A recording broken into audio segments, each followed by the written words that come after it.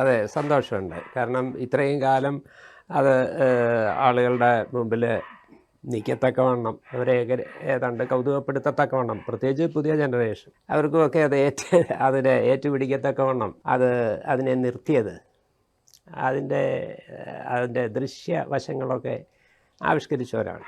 അപ്പോൾ അതിൽ സന്തോഷമുണ്ട്. അതിൻ്റെ ക്രെഡിറ്റ് മുഴുവൻ അവർക്ക് കൊടുക്കാൻ അത് സംവിധാനം ചെയ്തവർക്കും അതെ, ആ സംവിധാനം ചെയ്തു എന്ന് പറയുന്നത് ഡയറക്ടോറിയൽ വർക്ക്. അത് ചെയ്യാന്ന് പറഞ്ഞാൽ ഈ ഫുൾ സ്ക്രിപ്റ്റ് ഉണ്ടായിരുന്നു ഇതേ. അപ്പോൾ വളരെ ആഴത്തിൽ അവർ ഫാസിൽ മാസ്റ്റർ അത് പഠിക്കുകയും പഠിച്ചു. വളരെ ആത്മവിശ്വാസത്തോടു കൂടാണ് അദ്ദേഹം അതിൻ്റെ പ്രവൃത്തിയിൽ ഏർപ്പെട്ടത്. അതിൻ്റെ എന്താണ് ഒരു സംശയമില്ലായ്മ അദ്ദേഹത്തിനുണ്ടായിരുന്നു. അതൊക്കെ ഞാനിപ്പോൾ ഓർക്കും. ഫാസിലിന്റെ കൂടെ സാറേ അതിനകത്ത് 4 പേരുണ്ടായിരുന്നു. സിബി മലയിൽ, പ്രിയദർശൻ, സിദ്ദിഖ് ലാൽ ഒക്കെയാണ് ഇതിനകത്ത് പങ്കെടുത്തത്. അവരെല്ലാവരും ശരിക്കും ഇതിനെ കൺസീവ് ചെയ്തത് ഭയങ്കര രസമായിട്ടാണ്. ഓരോരും അവരവരുടെ പാർട്ട് ചെയ്തിട്ടുണ്ട്.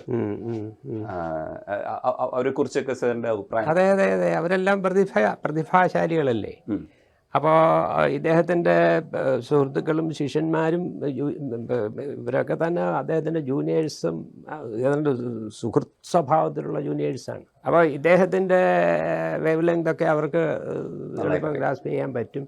അപ്പോൾ അതൊക്കെ കൊണ്ട് അതെല്ലാം ഒരു ഇത്രയും പേരാണെങ്കിലും ഒറ്റയാൾ പട്ടാളം പോലാണ് അവർ നീങ്ങിയത് അല്ലേ. അതൊക്കെ അപ്പോൾ അതിലൊക്കെ അതിൻ്റെ സൽഫലങ്ങളാണ് ഇപ്പോൾ രജനീഷ് ചോദിച്ച ഈ ചോദ്യത്തിന് ആധാരമായിട്ടിരിക്കുന്നത്. അതിലിപ്പോഴും 29 വർഷം അത് നിന്നു. അതിൽ എല്ലാവരെയും കൂട്ടാൻ എനിക്ക് സന്തോഷമുണ്ട്.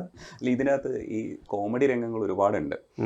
ആ കോമഡി രംഗങ്ങൾ സാറിനോട് ഇപ്പം ഞാൻ കുറച്ചു നേരം സംസാരിച്ചപ്പോൾ മനസ്സിലായത്, ദാർശനികമായി സംസാരിക്കുന്ന കാര്യങ്ങളെയൊക്കെ കുറച്ച് ഇങ്ങനെ കാണുന്ന ഒരാൾ അയ്യോ ഇവിടെ നിന്നാണോ ഇത്രയും വലിയ കോമഡിയൊക്കെ വന്നതെന്ന് ആലോചിക്കുമ്പോഴത്തേക്ക് എനിക്ക് ഭയങ്കര സർപ്രൈസ്ഡായി. സാറ് അപ്പോൾ എല്ലാവരും ചോദിച്ചിട്ടുണ്ടാവും ഈ ചോദ്യം ഒരുപക്ഷെ കാണുന്നവരൊക്കെ. അല്ല, അവിടെ ഒന്നും ഒരു കർത്തൃത്വം എന്ന് പറയാനൊക്കത്തില്ല.